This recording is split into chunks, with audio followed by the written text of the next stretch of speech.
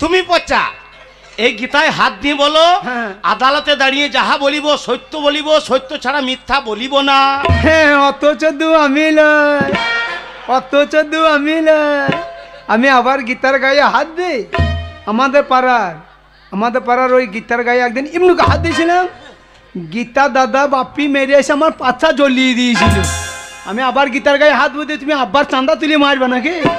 আর আমরা সেই মেয়ে ছেলে গীতা লয়, এই বইটার গীতা, এই বইটার নাম গীতা। ও তা গীতার কথা হাত দেবো বাবা, তার পুঙায় হাত দেবো। আর আমরা এই লাউ দিয়েছিল সত্য বলিব, সত্য ছাড়া মিথ্যা বলিব না। আমরা বাউরি যায়, সত্য ছাড়া মিথ্যা বলি না, যা বলবো সত্য বলবো। এই হইল লাউ। তোমার নাম পরিচালক? হ্যাঁ হুজুর। আমি জানতে চাইছি নমিতা বাগদির একমাত্র মেয়ে পুটিকে তুমি কেন খুন করেছো? হুজুর, পুটি আমাকে ভালোবাসতো, পুটিকে আমি ভালোবাসতাম হুজুর, কিন্তু ওই নমিতা বাগদি ও মা নয়, রাক্ষসী, ডাকিনি হুজুর। বসে আছে দেখুন, জগুন্দম্পা মায়ের মতন বসে আছে, প্যাত প্যাত করে দেখাইছে, আমাদের ভালোবাসা মেনে নিতে পারলো না হুজুর। একদিন দুপুর বেলায় আমরা বাপ বেটাতেও খেলতে বসেছি হুজুর, আর ওই নমিতা বাগদি আর নমিতা বাগদির বিটি আমার বৃদ্ধ বাবা একে খুকুর খুকুর করে কাশছে হুজুর।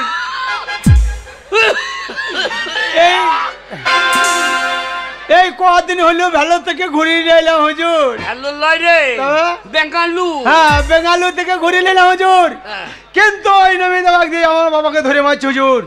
আমি দাঁড়িয়ে সহ্য করতে পারি? দেখেন আমার ছেলে কি করে, দেখেন দেখুন, দেখেন খুন বার করে দিয়েছে, দেখুন দেখুন চামড়া চিরে লো বার করে দিয়েছে, দেখুন আমার ও জায়গায় মেরেছে, দেখাবো।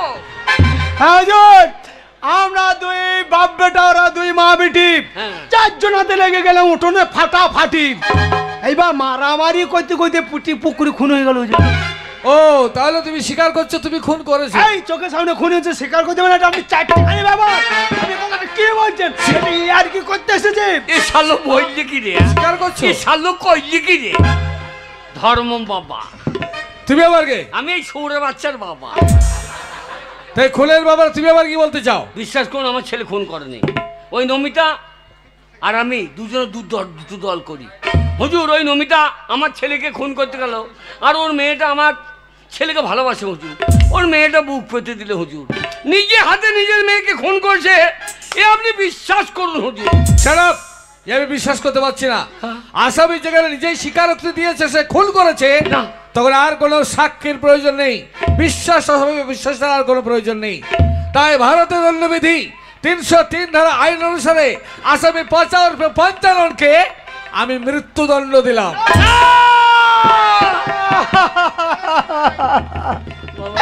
বাবা, বাবা গো, বাবা আমরা বাউরি জাত, ছোট জাত বাবা, বেশ সুর চড়িয়ে খেছিলাম বাবা, কেন এই রাজনীতি পার্টি করতে গেলে বাবা গো?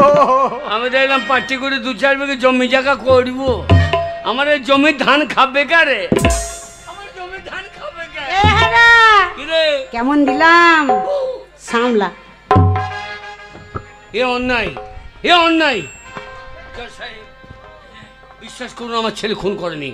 আপনাদের হুকুম আপনি ফিরিয়ে নেন জজ সাহেব, আপনাদের হুকুম আপনি ফিরিয়ে নেন। আমি আপনার পায়ে ধরছি, পা ছেড়ে দাও, পা ছেড়ে দাও, পা ছাড়া বলছি। ছাড়ো হরাধন, এটা হচ্ছে আদালত, আরে আদালতে প্রয়োজন হলে হাকিম লড়বে, কিন্তু হাকিমের হুকুম লড়বে না জজ সাহেব। বিনা অপরাধে আমার ছেলের যদি ফাঁসি হয়ে যায়, আমি তোমাকে ছাড়বো না জজ সাহেব। আমি হারাধন বাউরি, বাউরি লয় কাউরি।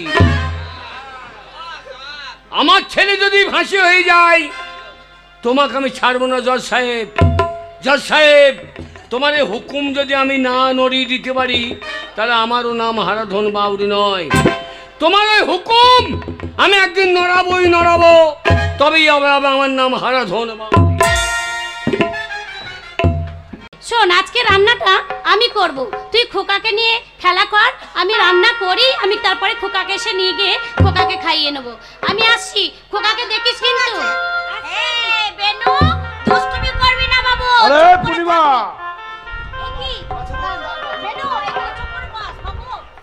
শোন শোন আমার কাছে কি আমার ব্যাপার কাছে এমএলএ সাহেব এখানে কেন এই টাকাটা রাখ। হ্যাঁ? আরে তুই কোর্টে যা সাক্ষী দিচ্ছিস না, হ্যালো, আমার ওটা তো মান আমার- সম্মান, আমার পার্টির মান সম্মান আছে বুঝলি। টাকাটা রাখ, ভবিষ্যতে আরো দেবো। কোনো চিন্তা নেই। এমএলএ সাহেব এই টাকাগুলো দিয়ে গেল, কিন্তু আমি তখন বাড়ি যেতে পারবো না। টাকা কটা আমাকে লুকিয়ে রাখতে হবে। না, গিন্নিমা বলেছে বেনুকে খেয়াল রাখতে। চল বেনু চল, অনেক বেলা হয়ে গেল। পূর্ণিমা, কি হলো পূর্ণিমা?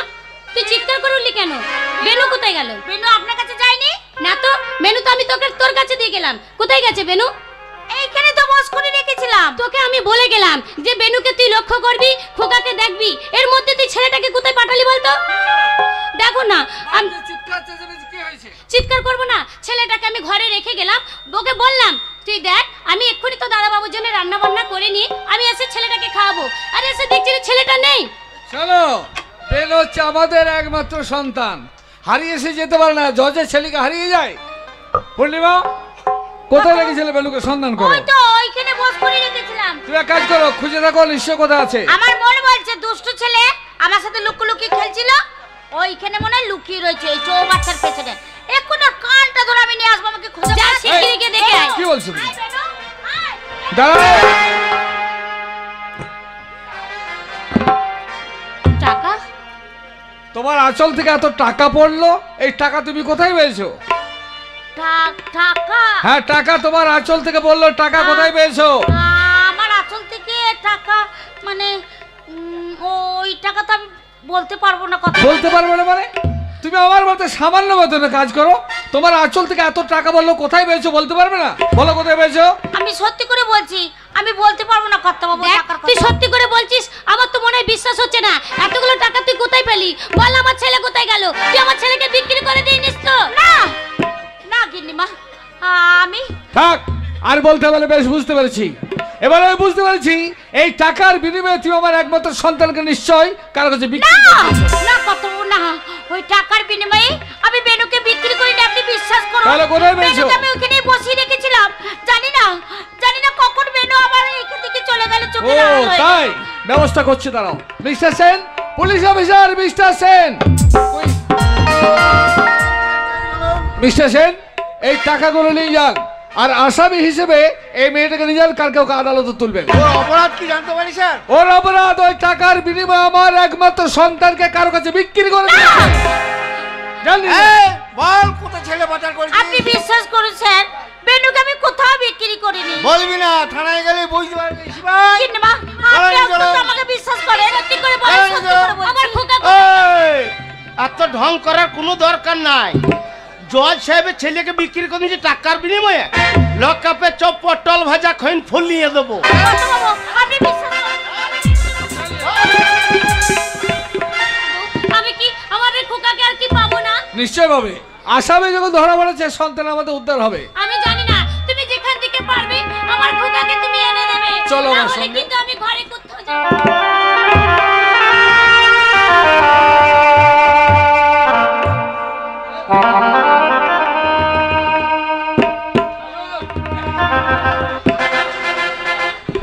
জজ সাহেব, তোমার হাতে কলম, আমার হাতে দা। আমি বাবরির বাচ্চা, আমি অনেক শুয়োর কেটেছি। আমার ছেলের ফাঁসি দিয়েছ, তাই তোমার ছেলেকে চুরি করে এনেছি। তোমার ছেলেকে কুচি কুচি করে কাটবো, কেটে মধ্যে চাট করে খাইয়ে নেবো। আমার ছেলের ফাঁসি, বিনা অপরাধে আমার ছেলের ফাঁসি। তাই তোমার ছেলেকে আমি দুনিয়ার বুক থেকে সরিয়ে পারলাম না জজ সাহেব। আমার পচাকে মারতে গেলে ঠিক এরকম করে বলতো, বাবা তুমি আমাকে মেরো না। পারলাম না জজ সাহেব, আমি পারলাম না। তবে তোমাকে আমি বাবা ডাক শুনতে দেবো না। তোমার ছেলে যখন আমাকে বাবা বলে ডেকেছে, আজ থেকে তোমার ছেলেকে নিয়ে আমি অনেক দূরে চলে যাব। তোমার ছেলে আমাকে বাবা বলে ডাকবে। একে আমি মানুষের মতো মানুষ করব।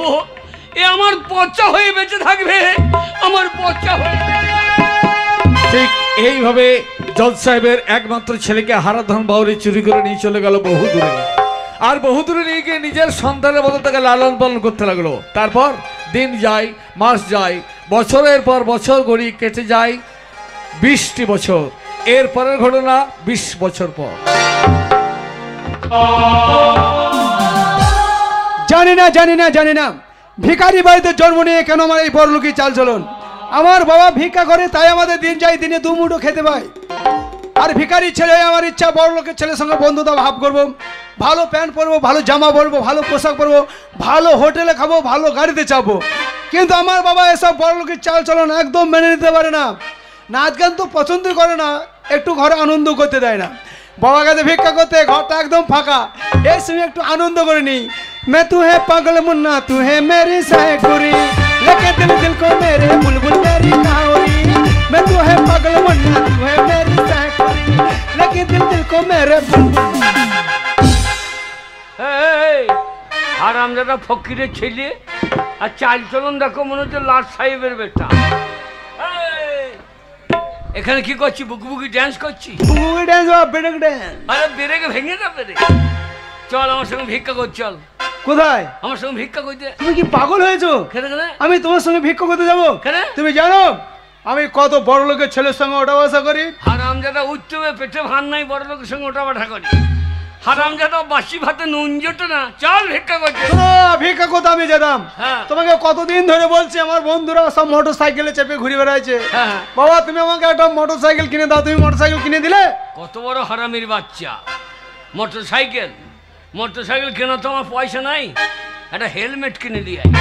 মোটর সাইকেল নাই তো হেলমেট নিয়ে কি করবো? হেলমেটটা মাথায় লাগাবি আর 5 টাকার পেট্রোল কিনে এসে পন্থে লাগিয়ে দিবি।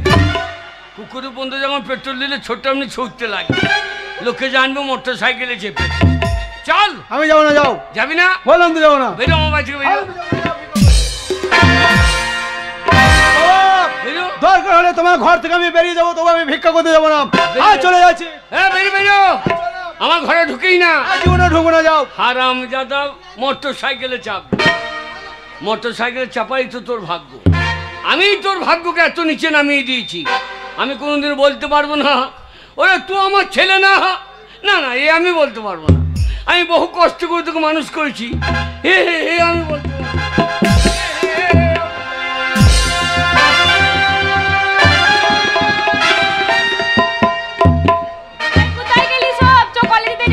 সুন্দরী, কোথায় চললে তোমরা? চলো আমার সঙ্গে, চলো ফুল বাগানে দিয়ে চলো, দুজনে কোলাকুলি করে আসি। তোমার সঙ্গে যাব? আমার সঙ্গে যাবে না? না। আমি হচ্ছে এমএলএ ছেলে বাপি, যা করি তাই করি আমি। কি রাস্কেল! তবে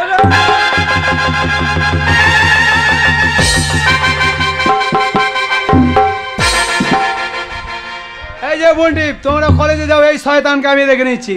এই শালা তুই কে রে? আমি। আরে এত বড় সাহস, রাস্তার মাঝে মেয়ে ছেলে হাতে ধরে টানাটানি। আরে আমাকে চিনিস? তুই কে বে? আরে আমি এমএলএ ছেলে বাপি রে, বাপি। এই তুই আমাকে চিনিস? আরে তুই কে রে? আমি ফকিরের বেটা জজবে। বাঁচতে যদি চাস তাই এখান থেকে পালিয়ে যা। শালা মেয়ে ছেলে নিয়ে কোলাকুলি করবি, চুপি চুপি খেলবি, শালা তোর স্বাদ মেরে দি। যা।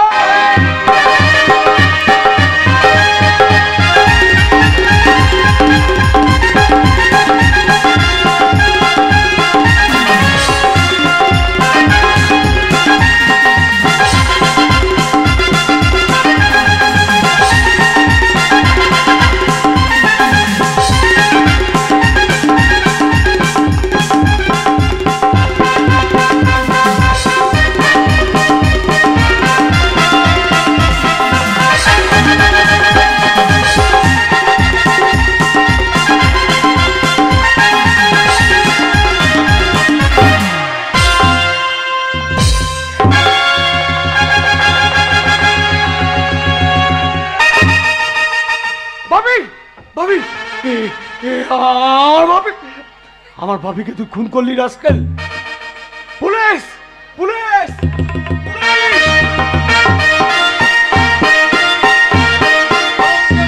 দেখুন স্যার, দেখুন এই রাস্কেলটা আমার একমাত্র ছেলে বাপিকে খুন করেছে। ওকে এমন শাস্তি দেবেন যেন ওর ফাঁসি হয়, ফাঁসি হয়।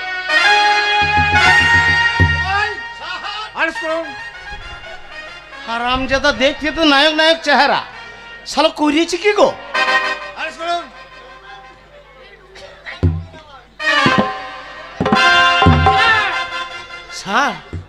স্যার শালা বিরাট মোস্তান পুলিশকে ভয় করছে না। এই ভয় কর শালা, ভয় কর, আমরা পুলিশ। রাইফেলটা ঠাড়া করে রাখে। রাইফেল না, বড় রাইফেল।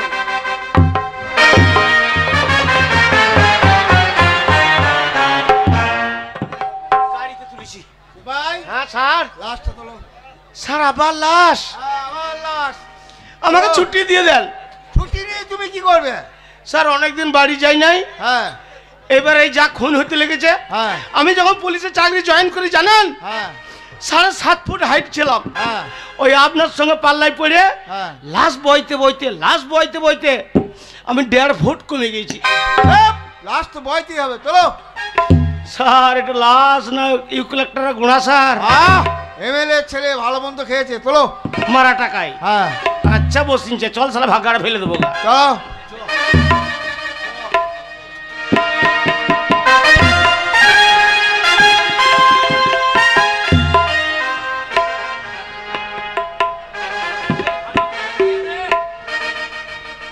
চান ধরলে আপনি বাড়ি ঢুক। খবরের কাগজ, জোর খবর। কি খবর? এমএলএ এর একমাত্র ছেলেকে খুন করার অপরাধে ফকিরের একমাত্র ছেলের আগামীকাল ফাঁসি। হ্যাঁ?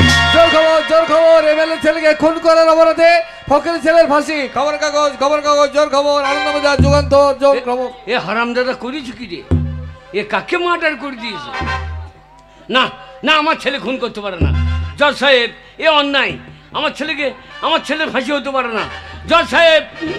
এত বড় ভুল আপনি করবেন না জজ সাহেব। না আমি যাবো জজ সাহেব, জজ সাহেব। রাত চলে যাচ্ছে, কিন্তু আমার সন্তানকে এখনো পর্যন্ত ফিরে পেলাম না।